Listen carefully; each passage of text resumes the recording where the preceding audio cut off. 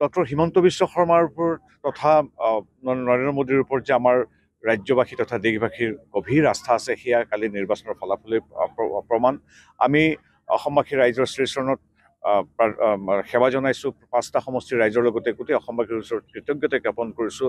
আমাৰ দলটোৰ প্ৰতি আমাৰ তৃণমূল পৰ্যায়ৰ কাৰ্যকৰ্তা বুথ সভাপতিগৰাকীৰ পৰা আমাৰ ৰাজ্যিক সভাপতি কলিতা দেৱলৈকে সকলোকে অসমবাসী ৰাইজে আশীৰ্বাদ জনোৱাৰ বাবে। হয়, এতিয়া মানুহ বিকাশৰ সৈতে আছে, ডাবল ইঞ্জিন চৰকাৰ চলি আছে, ডক্টৰ হিমন্ত বিশ্ব শৰ্মাৰ বিকাশৰ ৰাজনীতিৰ সৈতে আছে। এতিয়া আৰু জাতি ধৰ্মবিলাকক ভাগ ভাগ কৰি কংগ্ৰেছে যিটো কৰি আছে সেই তাৰ লগত কোনো নাই। আৰু সাম্প্ৰদায়িকতাৰ যি বীজ সিঁচিব বিচাৰিছিল সেই এতিয়া সম্পূৰ্ণ নিষ্ফল হৈছিল। এগৰাকী সন্মানীয় কংগ্ৰেছৰ সাংসদ শ্ৰীযুত গৌৰৱ গগৈ এনেকুৱা এটা কৰিছিল যে বিহালী সমষ্টিটো তেওঁ যিদৰে ক'ব তেনেকৈ হ'ব। কিন্তু অসমবাসী বা বিহালীবাসীয়ে ৰাজনৈতিকভাৱে অতি সচেতন, কাৰো শ্ৰুতলিপিত কাম নকৰে, সকলোৱে বিকাশৰ লগত আছে।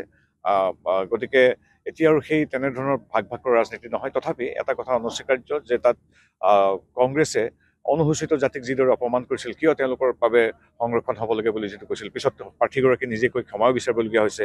গৌৰৱ গগৈ আমাৰ অসমীয়া বৃহত্তৰ জাতিসত্ত্বৰ অভিন্ন সংগ আমাৰ চাহ জনগোষ্ঠীৰ প্ৰাৰ্থীজনক চালানী মাছ বা চালানী বুলি কৈছে। এনেধৰণৰ অপমান কৰাৰ ফল ৰাইজে দিছে। গতিকে সমগ্ৰ অসমীয়া যেতিয়া এতিয়া একত্ৰিত হোৱাৰ সময়, এতিয়া আৰু ভাগ ভাগ হৈ আগবঢ়াৰ সময় নহয়। গতিকে সেইটো ছেফে, সেইটো অসমৰ ক্ষেত্ৰতো প্ৰযোজ্য। এতিয়া কাজিৰঙাৰ গড়কেইটাও এতিয়া খুব মানে কালি ইলেকশ্যনৰ যেন ৰিজাল্টৰ কাৰণে যেন কাজিৰঙাৰ গড়কেইটাও মই দেখিছোঁ ফেচবুকত কাৰ্টুন আঁকিছে, কাজিৰঙাৰ গড়কেইটাও স্বস্তিৰ নিশ্বাস পেলাইছে আমি বাচিছোঁ বুলি। গতিকে নিৰ্বাচনত মানুহক আমাক কোৱা হয় যে আমি সাম্প্ৰদায়িক দল নেকি, সংখ্যালঘু ভোট নিদিয়ে নেকি। আমি কেতিয়াও কাৰো এই এপিজমেণ্ট নকৰোঁ। আমি মানে তোষামোদৰ ৰাজনীতি, আমি মানুহক নিৰ্দিষ্ট ধৰ্ম সম্প্ৰদায়ৰ প্ৰতি অত্যধিক মানে যুক্তিবিহীনভাৱে তেনেধৰণৰ পক্ষপাতিত্বমূলক আচৰণ নকৰোঁ। আমাৰ কথা হ'ল সবকা সাথ সবকা বিকাশ, সকলোৰ প্ৰতি সম আচৰণ কৰোঁ। আৰু সেইকাৰণে যদিও কংগ্ৰেছে ক'ব বিচাৰে যে সংখ্যালঘু ভোট নিদিয়ে, সংখ্যালঘুৱে আমাক ভোট দিছে। গতিকে এই কথা যে মানুহ বিকাশৰ সৈতে আছে, গতিকে ৰকিবুল হুছেইনৰ যি দৰ্প অহংকাৰ সেয়া চূৰ্ণ কৰি দিলে অসমৰ মানুহে। গৌৰৱ গগৈ নিজকে অসমৰ মোটামুটি লুৰিণ গগৈৰ দৰে গৌৰৱ গগৈ অসমৰ অভিভাৱক টাইপ ব্যৱহাৰ কৰিবলৈ আৰম্ভ কৰিছিলে, যে মই এনেকৈ কৰিলে হৈ যাব, মানে তেনেকুৱা নহয় নহয়। ৰাইজ আমাতকৈ বহুৰ ওপৰত, আমি ৰাইজৰ সাধাৰণ সেৱকহে আজি আছোঁ কাইলৈ নাই।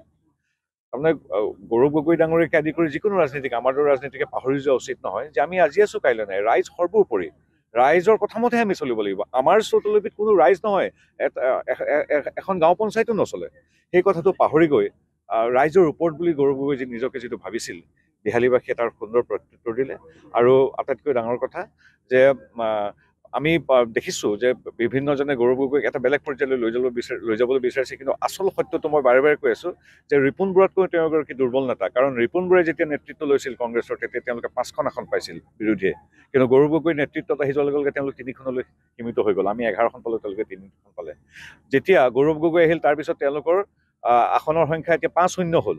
আৰু বিধানসভাৰ যদি হিচাপ কৰোঁ তেতিয়াহ'লে আমি 94খন আসনত লাভ কৰিছোঁ আৰু তেওঁলোকে পাইছে 29খন। কিন্তু ৰিপুণ বৰা থাকোঁতে 50খন আসন পাইছিল বিধানসভাত। গৌৰৱ গগৈ এই মানে ঢাক ঢোল বজাৰ নেতৃত্বত 29খন হৈছে। গতিকে সংখ্যাই ক'ব। আৰু বিহালীত আমাৰ অক্ষুণ্ণ আছে। আমি বিগত সময়ছোৱাত 50.5 নে 50.7 কিবা পাইছিলোঁ শতাংশ ভোট, 51% প্ৰায়। এইবাৰো 51% প্ৰায় পাইছোঁ। গতিকে আমাৰ ভোট সম্পূৰ্ণ অক্ষত আছে। খালি গৌৰৱ গগৈ আহি এতিয়া লাভৰ মূৰত তেওঁলোকৰ হাতত সামগ্ৰী সমষ্টিত আছিল। গৌৰৱ গগৈৰ সবল নেতৃত্বত সামগ্ৰীটো তেওঁলোকে হেৰুৱালে। যিকোনো খবৰৰ বাবে যোগাযোগ কৰক 7099017330 অথবা 7099017900